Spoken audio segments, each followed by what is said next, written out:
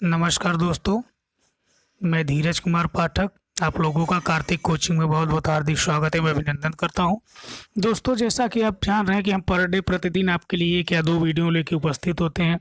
तो आज हमने सुबह बात किया था आपके लिए करंट अफेयर्स के विषय में। तो अभी हम जस्ट जो वीडियो लेकर आपके बीच उपस्थित हैं, वन रिपोर्ट 2021 की 17वीं वन रिपोर्ट 2021 की, जो कि परीक्षा की दृष्टि से अति महत्वपूर्ण प्रश्न बनते हैं यहाँ से। तो दोस्तों, आप देख रहे हैं कि वन रिपोर्ट हम पढ़ने जा रहे हैं। तो वन रिपोर्ट के विषय में हम लोग पहले तो हम लोग जानते हैं कि वन क्या होता है। वन क्या होता है? तो वन की परिभाषा क्या होती है? तो आप समझिए, वन वन किसे कहते हैं? ऐसा क्षेत्र, क्या? ऐसा क्षेत्र, ऐसा क्षेत्र जहाँ ऐसा क्षेत्र जहाँ प्राकृतिक रूप से, कैसे प्राकृतिक रूप से उगे वृक्षों एवं वनस्पतियों का घनत्व ज्यादा रहता है। क्या रहता है? वृक्षों एवं वनस्पतियों का घनत्व ज्यादा रहता है। उस क्षेत्र विशेष को वन कहा जाता है। क्या कहा जाता है? उस विशेष क्षेत्र को वन कहा जाता है। या आप सरल भाषाओं में कह सकते हैं कि जिस स्थान पर प्राकृतिक वनस्पति अधिकता होती है, उस स्थान विशेष को वन कहा जाता है। क्या कहा जाता है? वन कहा जाता है। तो वन को हम दो भागों में बांट सकते हैं। कैसे दो भागों में बांट सकते हैं? इससे क्या होता है? एक प्राकृतिक होता है, एक मानव रोपित होता है। तो प्राकृतिक वन किसे कहते हैं? तो प्राकृतिक वन कहा जाता है जो स्वयं उगते हैं पेड़, उनको प्राकृतिक वन कहा जाता है। तो हम बात करेंगे वन के विषय में। तो आइए हम बात करते हैं वन की। हमने आपको परिभाषा बता दिया। और मानव रोपित वन, जो मनुष्य पेड़ पौधे जो लगाए जाते हैं, उनको मानव रोपित कहा जाता है। तो आइए हम बात करते हैं। देखिए क्या है, भारतीय वानिकी का पिता किसे कहा जाता है? तो डेंट्रिच बैन्ड्रिस को। किसे कहा जाता है? डेंट्रिच बैन्ड्रिस को। तो बात होती है पहली राष्ट्रीय वन नीति कब आई? तो 1894 में। कब आई? 1894 पहली भारतीय वन नीति आई। फिर बात होती प्रथम रिपोर्ट कब प्रस्तुत किया गया? तो प्रथम रिपोर्ट कब? 1987 में। कब? 1987 में प्रकाशित किया गया। तो बात होती स्वतंत्र भारत की पहली राष्ट्रीय वन नीति। स्वतंत्र भारत की पहली राष्ट्रीय वन नीति 1952 में प्रकाशित हुई। तो जैसे कि आप लोग जानते हैं कि प्रति 2 वर्ष पे प्रकाशित किया जाए। तो कब से प्रकाशित किया जाए? 1987 से प्रत्येक 2 साल पर one report forest survey of India Dehradun द्वारा जारी किया जाता है। जैसा कि आप लोग जानते हैं, भारतीय वन अनुसंधान कहाँ पे है? तो देहरादून में है। कहाँ पे है? देहरादून में है। कहाँ है ये? देहरादून में है। भारतीय अनुसंधान केंद्र कहाँ है? देहरादून। ये कौन सी रिपोर्ट है मित्रों? ये हमारी 17वीं रिपोर्ट है। कौन सी है? 17वीं रिपोर्ट है। तो 16वीं रिपोर्ट कब जारी हुई थी? 2019 में। कब? 2019 में। क्योंकि देखिए 1987 से ये प्रत्येक 2 वर्ष पे प्रकाशित की जाती है। कहाँ से? भारतीय वन अनुसंधान देहरादून से। तो बात हम करते हैं वनावरण की। तो वनावरण क्या है मित्र? तो वनावरण इस क्षेत्र के अंतर्गत 1 हेक्टेयर से अधिक, कितना? 1 हेक्टेयर से अधिक क्षेत्रफल वाले ऐसे समस्त भौगोलिक क्षेत्रों को शामिल किया जाता है जहाँ वृक्ष क्षेत्र घनाभ 10% से अधिक हो। क्या हो? 10% से अधिक हो। इसके अंतर्गत मैंग्रोव वन भी आते हैं। क्या आते हैं? मैंग्रोव वन भी इसी के अंतर्गत आते हैं मित्रों। तो वनावरण को 3 भागों में विभाजित करते हैं। कितने भागों में? 3 भागों। ये हम वनावरण की बात कर रहे हैं मित्रों, वनावरण की। इसको 3 भागों में विभाजित किया जाता है। इसको कहते हैं, पहला क्या है? अति सघन वन। तो अति सघन वन में क्या होता है कि वृक्षों का घनत्व 70% से अधिक हो। जहाँ 70% से अधिक वृक्ष हो, अति सघन में आते हैं। फिर क्या होता है? दूसरा मध्यम वन, मध्यम सघन वन। तो इसमें क्या होता है मित्रों? 40 से 70%। कितना? 40 से 70% के बीच घनत्व होता है। कितना होता है? 40 से 70% के बीच घनत्व होता है। फिर बात होती है तीसरा खुले वन की। खुले वन में क्या होता है मित्रों? वृक्षों का घनत्व कितना होता है? 10 से 40%। के बीच कितना होता है, 10 से 40% के बीच। तो आप लोग जैसे समझ गए होंगे कि वनावरण क्या है। तो वनावरण का वर्ग किमी में कितना है, 7,13,798 वर्ग किलोमीटर। प्रतिशत कितना है इसका, 21.71% है। मिलियन हेक्टेयर में कितना है, 71.79। फिर बात होती है वृक्षावरण की। तो वृक्षावरण में क्या होता है मित्रों, इसके अंतर्गत के हम क्या करते हैं, अभिलिखित वन क्षेत्र के बाहर की तथा 1 हेक्टेयर से कम, कितना उसमें क्या था, 1 हेक्टेयर की बात कर रहा है अधिक। इसमें क्या है, वह वृक्षावरण में 1 हेक्टेयर से कम क्षेत्रफल वाले वृक्षावादित और क्षेत्रों को वनावरण के अतिरिक्त शामिल किया जाता है। तो इसमें कितना है, वृक्षावरण कितना है, 95,748। तो वृक्षावरण प्रतिशत कितना है, तो 2.91%। मिलियन है 9.58। तो मित्रों देखिए, आपको यहाँ से क्वेश्चन कहाँ से बनेगा, तो कुल क्षेत्रफल कितना है, 8,95,537। ठीक, और यहाँ से क्वेश्चन बनेगा वनावरण और वृक्षावरण मिला के कितना है, 24.62%। कितना है, इस पर डबल स्टार आप लगा लीजिए, इस पर डबल स्टार आप लगा के रखिए। यहाँ से क्वेश्चन बनेगा आपका कि वनावरण और वृक्षावरण का कितना है, तो 24.62। और केवल वनावरण की बात की जाए तो कितना है, 21.71। अगर वृक्षावरण की बात की जाए तो वृक्षावरण कितना है, 2.91। फिर हम बात करते हैं कि मिलियन हेक्टेयर में दोनों की स्थिति क्या है, तो 80.95। तो आइए हम बात करते हैं कि सर्वाधिक वनावरण क्षेत्र कहाँ पे है।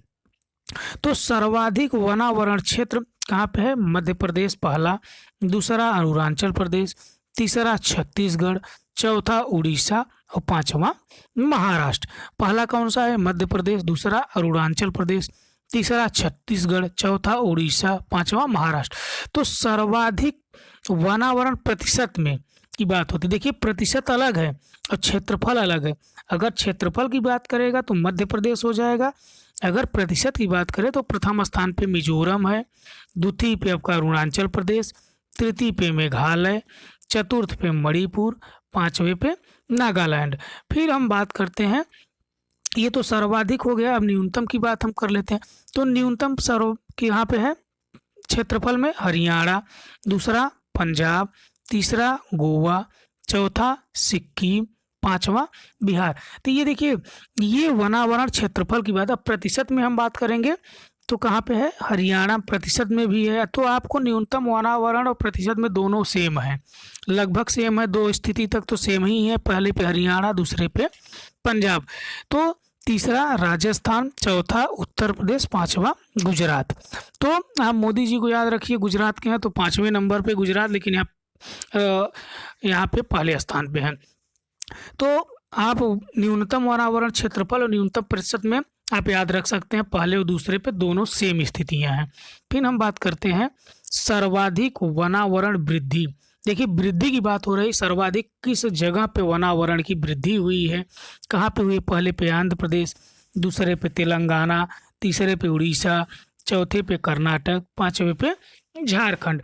फिर बात होती है मित्रों की, फिर वर्ग किमी में कमी कहाँ पे हुई है, तो कमी कहाँ हुई है, अरुणाचल प्रदेश में हुई है, फिर मणिपुर में हुई है, फिर नागालैंड में हुई है, फिर मिजोरम में हुई है, फिर मेघालय में हुई है। तो मित्रों हम बात करते हैं कुल वनावरण और वृक्षावरण में कितने की कमी वृद्धि दर्ज हुई है। देखिए कुल वनावरण या वह वृक्षावरण में 2261 वर्ग किमी की वृद्धि या 0.28%, कितना 0.28% की वृद्धि हुई है।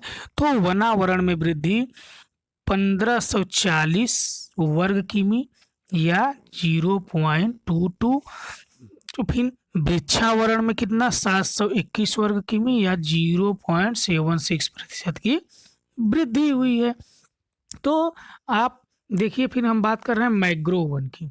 तो मैंग्रोव वन भी पूछा जाता है। तो कुल मैंग्रोव वन भारत में कितना है, 4992 वर्ग किमी या 0.15%।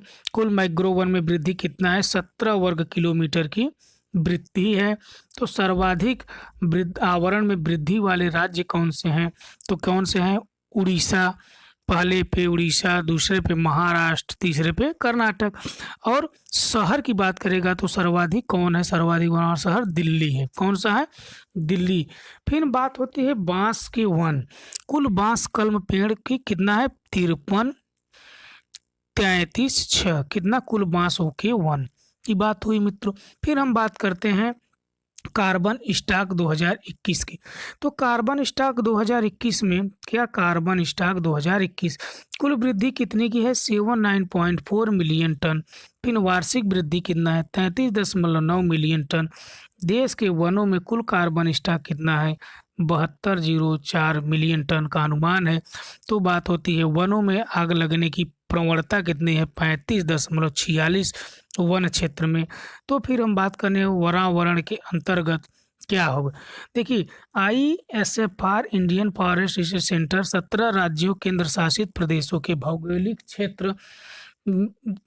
क्षेत्र का 33% से अधिक वनावरण के अंतर्गत है। कितना है, 17 राज्य केंद्र शासित प्रदेश में भौगोलिक से कितना है, 33% से अधिक वनावरण के अंतर्गत है। तो वनावरण का हमने आपको पूरा डिफिनेशन ही बता दिया था कि वनावरण में 1 हेक्टेयर से अधिक क्षेत्रफल का वो शामिल किया जाता है।